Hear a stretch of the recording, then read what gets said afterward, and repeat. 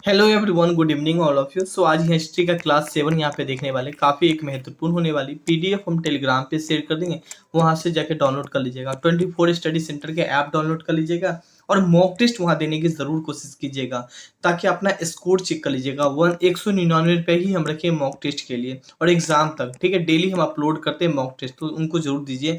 अपना score check कीजिए। अगर 70 to 75% आ रहा है, समझ लीजिए कहीं ना कहीं आपका तैयारी अच्छा खासा हो रहा है, ठीक है। तो यहाँ पे देखने वाले हैं डॉक्टर अनुग्रह नारायण सिंह। कुछ यहाँ पे पार्ट छूटा हुआ था, काफी एक महत्वपूर्ण है। अगर इनसे रिलेटेड क्या क्या हिस्ट्री के व्यू से और आपके एग्जाम के व्यू से महत्वपूर्ण है, सारा पॉइंट यहाँ पे डिस्कस करेंगे। तो ये है डॉक्टर अनुग्रह नारायण सिंह और इनसे रिलेटेड देखते हैं क्या क्या पॉइंट है यहाँ पे, ठीक है। सबसे पहले तो इनका जन्म 18 जून 1887 के औरंगाबाद जिले में हुआ था, ठीक है। कहीं ना कहीं ये बीपीएससी एग्जाम कंडक्ट कर रहे थे, इसीलिए मैंने बिहार से रिलेटेड इनको जोड़ रखा हूँ, ठीक है। चंपारण में नील आंदोलन के दौरान जब महात्मा गांधी ने डॉक्टर राजेंद्र प्रसाद वे उनके साथी के साथ वार्ता के लिए बुलाया था, तब डॉक्टर अनुग्रह नारायण सिंह उनके साथ थे यहाँ पे, है ना। प्रिय रूप से इन्हें अनुग्रह बाबू के नाम से या बिहार विभूति के नाम से भी जाना जाता है। और इनका मृत्यु कब हो गया था? 31 जनवरी 1961 को इसका देहांत हो गया था। सीधा क्वेश्चन पूछ लेगा बिहार विभूति हम किसे बोलते, तो आपके ऑप्शन में होगा अनुग्रह नारायण सिंह, तो आप सीधा टिक लगा सकते हैं यहाँ पे, ठीक है। नाउ नेक्स्ट यहाँ पे देखने वाले बाल गंगाधर तिलक, काफी एक महत्वपूर्ण है। आप हिस्ट्री का क्वेश्चन पढ़ते होंगे तो अक्सर आपको बाल गंगाधर तिलक से रिलेटेड क्वेश्चन दिख जाता होगा यहाँ पे। तो ये कुछ बाल गंगाधर तिलक है, इनसे रिलेटेड जो जो एक महत्वपूर्ण फैक्ट है आपके एग्जाम के व्यू से भी और हिस्ट्री के व्यू से भी सारे यहाँ पे डिस्कस कर लेते हैं। बाल गंगाधर तिलक लोकमान्य के नाम से भी जाना जाता है। स्वराज मेरा जन्म से अधिकार है, इसे मैं लेके रहूंगा, ये बाल गंगाधर तिलक ने ही बोला था। और कई बार यहाँ से क्वेश्चन पूछ लिया गया है कि स्वराज मेरा जन्म से अधिकार, इसे मैं लेके रहूंगा, ये कथन किसने कहा था? तो आपके ऑप्शन होगा बाल गंगाधर तिलक ने। लोकमान्य तिलक के द्वारा गणपति उत्सव, शिवाजी उत्सव और होनम लीग 1916 की शुरुआत बाल गंगाधर तिलक के द्वारा ही किया गया था। अच्छा, बाल गंगाधर तिलक के द्वारा कुछ पुस्तक लिखा गया था, गीता रहस्य, द ओरिजिन आर्यो और आर्यो का मूल निवास, जो कि बाल गंगाधर तिलक के द्वारा ही लिखा गया था। लोकमान्य के द्वारा द केसरी, जिसका भाषा द मराठी थी, द मराठा जिसका भाषा द अंग्रेजी में प्रकाशित हुआ था। इस पॉइंट को थोड़ा सा अपने अकॉर्डिंग हाईलाइट कीजिएगा, काफी एक महत्वपूर्ण होगा आपके एग्जाम के व्यू से। मे भी मुझे लगता है हम ये क्वेश्चन को कवर कर लिए हैं क्या, बट कोई बात नहीं, अगर कवर कर लिए होंगे तो इनको रिवीजन के रूप में दोबारा पढ़ लीजिए, ठीक है। सरदार वल्लभ भाई पटेल यहाँ पे देखने वाले, तो ये कुछ सरदार वल्लभ भाई पटेल देखे, इनका क्या योगदान रहा था हिस्ट्री में, हम ये देखने वाले। और आपके एग्जाम के व्यू से क्या एक महत्वपूर्ण है, हम वो पॉइंट यहाँ पे डिस्कस करेंगे, ताकि कल की डेट में आप एग्जाम हॉल में बैठे ना तो आप आराम से क्वेश्चन कवर कर पाए। ये आप यहाँ पे टेस्ट जरूर दीजिए, अपना रैंक जानने की कोशिश कीजिए। आपका स्कोर अगर 70 to 75% ला रहे, समझ लीजिए आपका तैयारी अच्छा खासा हो गया, उनको जरूर दीजिए यहाँ पे, है ना। और हो सके तो एक फ्रेंड या एक ग्रुप में जरूर शेयर कीजिए, हम इतना मेहनत से डिजाइन करते हैं स्पेशली फॉर आप लोग के लिए यहाँ पे। नाउ थोड़ा सा इनके बारे में देखने की कोशिश करें। जन्म कब हुआ था? 31 अक्टूबर 1875 को गुजरात में होता है। मृत्यु 15 दिसंबर 1950 को हुआ था। और पीड़ित किससे था? तो गांधी जी के विचारों से थे यहाँ पे। स्वतंत्रता आंदोलन में भी भाग लिया था और अहमदाबाद नगर निगम के 1922, 1924, 1927 में चुने गए थे यहाँ पे। खेड़ा सत्याग्रह 1919 में गांधी जी के साथ भाग लिया था। बरदौली सत्याग्रह 1928 में नेतृत्व सरदार वल्लभ भाई पटेल ने ही किया था। इनके अलावा और यहाँ पे कुछ फैक्ट देखें, इसी अधिवेशन में सरदारों की उपाधि दिया गया था और महिलाओं के द्वारा ये उपाधि दिया गया था यहाँ पे। सीधा क्वेश्चन पूछ लिया जाएगा, बरदौली सत्याग्रह का नेतृत्व कौन कर रहा था? तो आपके ऑप्शन में सरदार वल्लभ भाई पटेल। ये बरदौली सत्याग्रह किस वर्ष हुआ? तो 1928 में हुआ गया था। सरदार की उपाधि कब दिया गया था? तो बरदौली सत्याग्रह के दौरान दिया गया था। ये सरदार की उपाधि किसने दिया था? महिलाओं के द्वारा दिया गया था। तो इस रूप में देख रहे हैं ना, एक क्वेश्चन मात्र एक पॉइंट है और लगभग हम 5 से 6 क्वेश्चन यहाँ पे डिजाइन कर लिए। तो इसी अकॉर्डिंग आपसे बीपीएससी क्वेश्चन पूछा जाता है और इसीलिए हम आप लोग के लिए रोज, ठीक है, डेली मॉक टेस्ट देते हैं। लगभग 50 क्वेश्चन तो दे ही देते हैं यहाँ पे, है ना। कल 70 क्वेश्चन अपलोड किए हैं और आज 50 क्वेश्चन अपलोड करने वाले। जस्ट आप लोग का क्लास कंप्लीट होगा और दिन हम अपलोड करने जा रहे हैं यहाँ पे, है ना। तो उनको जरूर देखिए गाइस। 199 पे ही तो है, मगर यहाँ पे आपको बेनिफिट होगा कि एग्जाम तक इनके रिलेटेड और भी काफी कुछ हम आप लोग के बीच शेयर करने वाले हैं, ठीक है। ये नहीं कि सिर्फ मॉक टेस्ट के अलावा कुछ क्लास नोट्स वगैरह या पीडीएफ, सारा कुछ हम आपको शेयर कर देंगे। तो सही हम रखें यहाँ पे कुछ पॉइंट देखिए। कराची अधिवेशन 29 मार्च 1931 के, जिसका अध्यक्ष सरदार वल्लभ भाई पटेल ने किया था और इसी अधिवेशन में पहली बार मौलिक अधिकारों का मांग किया गया था और उप प्रधानमंत्री और गृह मंत्री के रूप में भी कार्य किया था। देश की रियासतों में सरदार वल्लभ भाई पटेल का एक महत्वपूर्ण योगदान है और सरदार वल्लभ भाई पटेल ने 1991 में भारत रत्न से भी सम्मानित किया गया था, तो दिया गया था। और अहमदाबाद हवाई अड्डे का नाम बदलकर रिसेंटली सरदार वल्लभ भाई पटेल के नाम पे कर दिया गया। तो देखिए यहाँ पे जितनी भी सरदार वल्लभ भाई पटेल से महत्वपूर्ण पॉइंट था, मैंने सारे पॉइंट मेंशन करने की कोशिश की और काफी एक महत्वपूर्ण पॉइंट यहाँ पे कई बार क्वेश्चन यहाँ से पूछा जा सकता है कि भारत के प्रथम उप प्रधानमंत्री के रूप में कौन काम किया था, सरदार वल्लभ भाई पटेल कहते हैं। पहले गृह मंत्री कौन थे, सरदार वल्लभ भाई पटेल। तो इस रूप में क्वेश्चन पूछा जाएगा, भारत रत्न से सम्मानित सरदार वल्लभ भाई पटेल को कब किया गया था, तो 1991 में किया गया था। तो एक बेसिक रूप में यहाँ से क्वेश्चन पूछा जाएगा यहाँ पे, है ना। अहमदाबाद हवाई अड्डा का नाम बदल के क्या कर दिया गया, सरदार वल्लभ भाई पटेल कर दिया गया। तो इस रूप में क्वेश्चन पूछा जाता है। तो ये सब बात को आप एक दो बार पढ़िएगा ना, तो खुद पे खुद आपको याद हो जाएगा यहाँ पे, ठीक है। और क्वेश्चन नेक्स्ट पॉइंट यहाँ पे देखें, लाल बहादुर शास्त्री। देखिए ये कुछ यहाँ पे देख सकते हैं, लाल बहादुर शास्त्री। अब इनसे रिलेटेड जो एक महत्वपूर्ण फैक्ट, हिस्ट्री और आपके एग्जाम की वजह से सारे पॉइंट यहाँ पे हम देखने की कोशिश करेंगे यहाँ पे। तो सबसे पहले इसका जन्म है ना 2 अक्टूबर 1904 को होता है और इसी दिन हर साल शास्त्री जयंती के रूप में मनाते हैं। मृत्यु कब होता है, 11 जनवरी 1966 को होता है और इसी दिन शास्त्री दिवस के रूप में भी मनाया जाता है। लाल बहादुर शास्त्री 1920 में असहयोग आंदोलन के दौरान दांडी मार्च 1942 भारत छोड़ो आंदोलन में भी भाग लिया था। सीधा क्वेश्चन पूछ लिया जाएगा कि 1920 में असहयोग आंदोलन में किसने भाग लिया था, तो आपके ऑप्शन लाल बहादुर शास्त्री होगा, तो आप टिक लगा सकते हैं, ठीक है। दांडी मार्च में किसने भाग लिया था, लाल बहादुर शास्त्री ने भाग लिया था। तो इस रूप में भी क्वेश्चन को पूछा जा सकता है, ठीक है। शास्त्री जयंती है वो किसकी यादें मनाया जाता था, आपके ऑप्शन होगा लाल बहादुर शास्त्री, तो टिक लगा सकते हैं, ठीक है।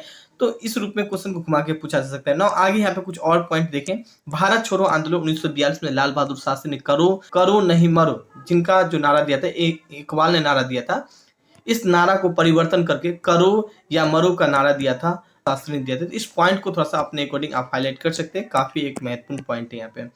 नाउ क्वेश्चन 1 से लेके गई 9 तक हम इंपोर्टेंट क्रांतिकारी को देखे थे। 10 से हम क्या कहते हैं, एक क्वेश्चन के रूप में ही हम सेट कर दिए थे।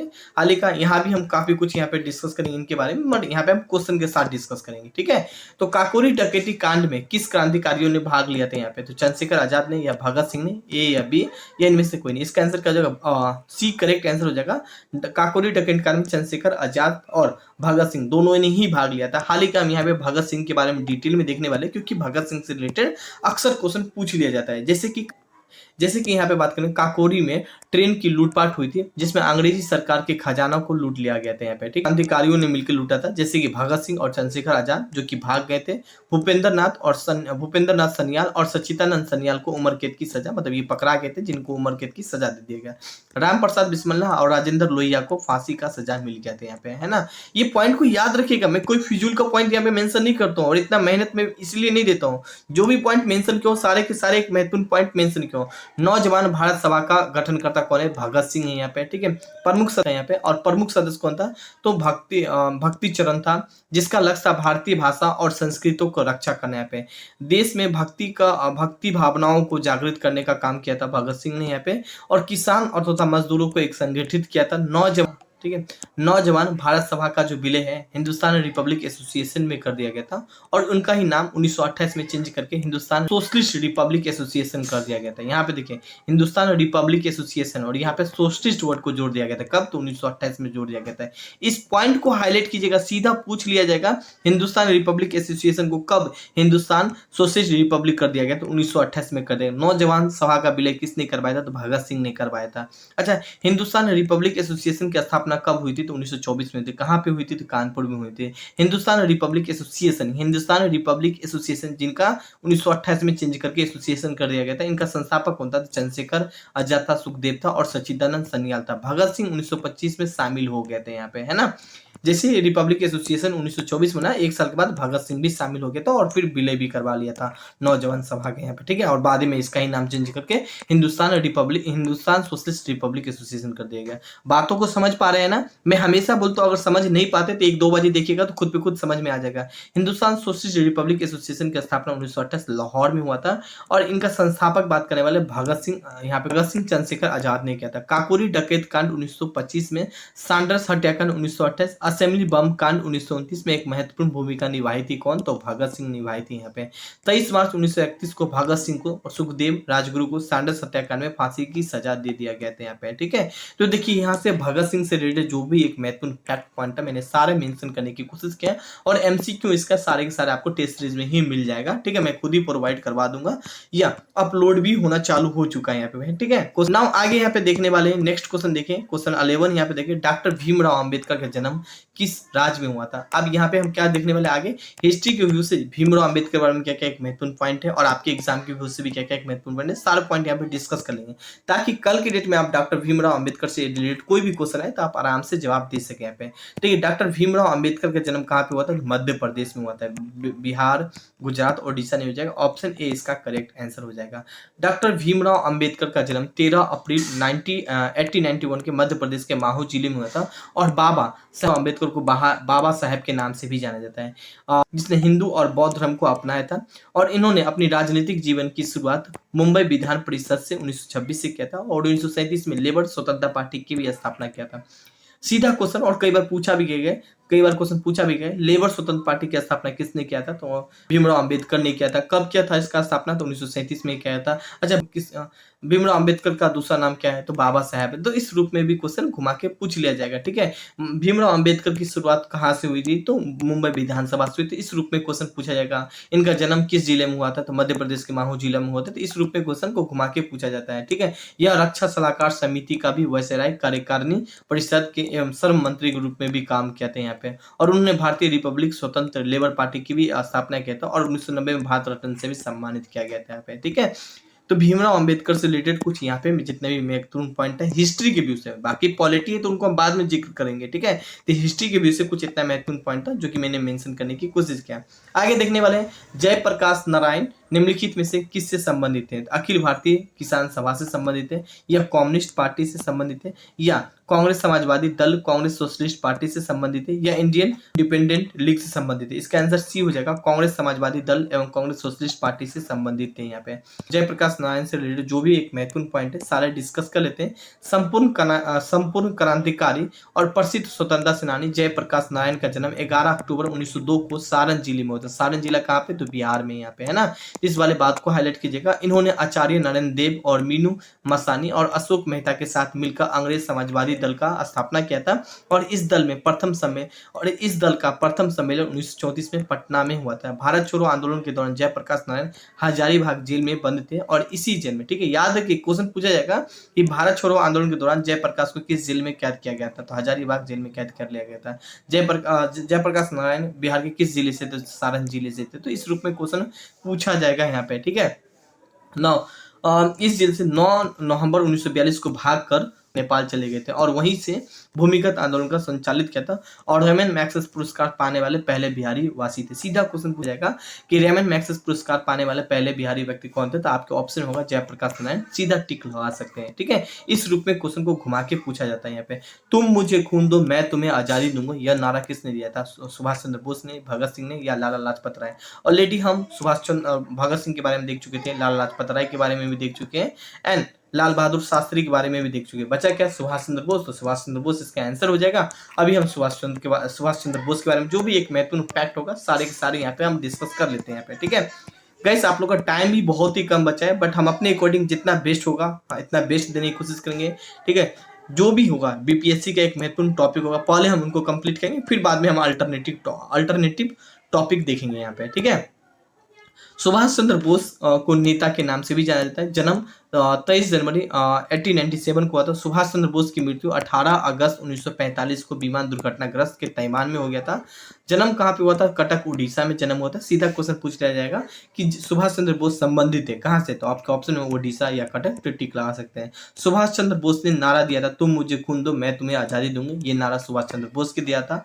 दिल्ली चलो का नारा सुभाष चंद्र बोस ने ही दिया था। जय हिंद का नारा किसने दिया था, सुभाष चंद्र बोस ने ही ये नारा दिया था। ठीक है, फॉरवर्ड ब्लॉक की स्थापना 3 मई 1939 को किया था। सीधा क्वेश्चन पूछ लिया जाएगा आप लोग के एग्जाम में, दिल्ली चलो का नारा किसने दिया था, आपके ऑप्शन होगा सुभाष चंद्र बोस ने दिया था। या फॉरवर्ड ब्लॉक की स्थापना किसने किया था, तो सुभाष चंद्र बोस ने किया था। कब किया था? तो 1939 में किया गया था। तो इस रूप में भी हाईलाइट कर सकते हैं। जर्मनी के हिटलर ने नेताजी का उपाधि दिया था, किसे? तो सुभाष चंद्र बोस को दिया था। कांग्रेस का 2 बार अध्यक्ष रहे थे, पहला अध्यक्ष हरिपुरा अधिवेशन में रहे थे। सीधा क्वेश्चन पूछ लिया जाएगा, कांग्रेस सुभाष चंद्र बोस कांग्रेस की कितने बार अध्यक्षता किया था? तो आपके ऑप्शन में 2 बार किया था। पहला अधिवेशन में किया था तो हरिपुरा अधिवेशन में किया था। दूसरा कहाँ पे किया था? त्रिपुरा किया था। आजाद हिंद फौज का पुनर्गठन 4 जुलाई 1943 में सर्वोच्च सेनापति सुभाष चंद्र बोस थे यहाँ पे। तो इस पॉइंट को, तो गाइस यहाँ पे सुभाष चंद्र से रिलेटेड कुछ इस पॉइंट को हाईलाइट कीजिएगा। हाल ही का कुछ और भी पॉइंट है यहाँ पे हम डिस्कस कर लेते हैं। एक भी पॉइंट को छोड़ना नहीं, सारे के सारे पॉइंट को पढ़ के 1-2 बार रिवीजन करके जाना है। और इसी समय तुम मुझे खून दो मैं तुम्हें आजादी दूंगी, दिल्ली चलो का नारा सुभाष चंद्र बोस ने दिया था।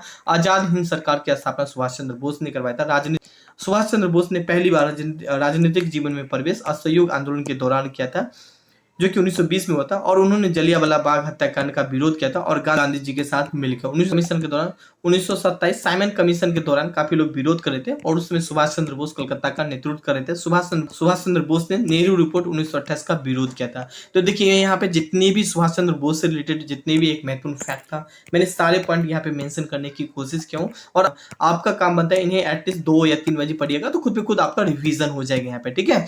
और क्वेश्चन 14 देखिए यहाँ पे, संविधान सभा का झंडा समिति का अध्यक्ष कौन था? पंडित जवाहरलाल नेहरू था, या डॉक्टर राजेंद्र प्रसाद, या सरदार वल्लभ भाई पटेल, या जयप्रकाश नारायण। अभी हम जयप्रकाश नारायण के बारे में देख चुके हैं, सरदार वल्लभ भाई पटेल के बारे में देख लिए थे और पंडित जवाहरलाल नेहरू के बारे में देख लिए थे। अब ऑप्शन क्या होगा? बी, राजेंद्र प्रसाद होगा। तो राजेंद्र प्रसाद के बारे में जो भी डिटेल होगा यहाँ पे सारा कुछ देखने की कोशिश करेंगे हिस्ट्री के पॉइंट ऑफ व्यू से और आपके एग्जाम के पॉइंट ऑफ व्यू से यहाँ पे, ठीक है। बाकी क्वेश्चन आपको मॉक टेस्ट में मिल जाएगा यहाँ पे।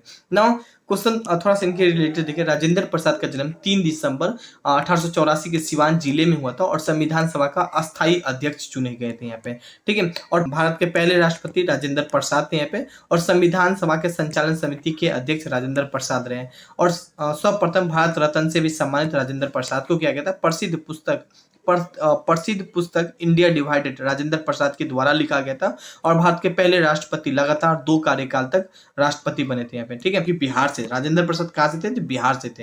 तो इस पॉइंट को थोड़ा सा हाईलाइट कीजिएगा, काफी एक महत्वपूर्ण पॉइंट है। सीधा क्वेश्चन पूछ लिया जाएगा, भारत के प्रथम राष्ट्रपति कौन थे? राजेंद्र प्रसाद थे। राजेंद्र प्रसाद कहाँ से संबंध रखते थे? जो बिहार से रखते थे, हालांकि बिहार से थे। और बिहार के किस जिले से थे? सिवान जिले से थे यहाँ पे। इस रूप में भी इंडिया डिवाइडेड किसके द्वारा लिखा गया था? तो आपके ऑप्शन में राजेंद्र प्रसाद के द्वारा लिखा गया था, ठीक है। राजेंद्र प्रसाद कितने समय काल तक राष्ट्रपति रहे थे? 2 कार्यकाल तक राष्ट्रपति रहे थे। तो इस रूप में क्वेश्चन घुमा घुमा के पूछा जाएगा। इनके अलावा अगर आपको टेस्ट सीरीज ज्वाइन करना है तो यहाँ पे 199 में देके ज्वाइन कर सकते हैं आपके एग्जाम तक। इस ऐप को डाउनलोड कर लीजिएगा। और अगर जनरल स्टडी क्लास ज्वाइन करना चाहते हैं 749 में, जिसमें टेस्ट सीरीज वगैरह सारा इंक्लूडेड होगा, ठीक है। सारे के सारे इस ऐप पे कोई भी बात करना है इस नंबर से आप व्हाट्सएप पे मुझे हाई करके बात कर सकते हैं। Thank you, have a nice day.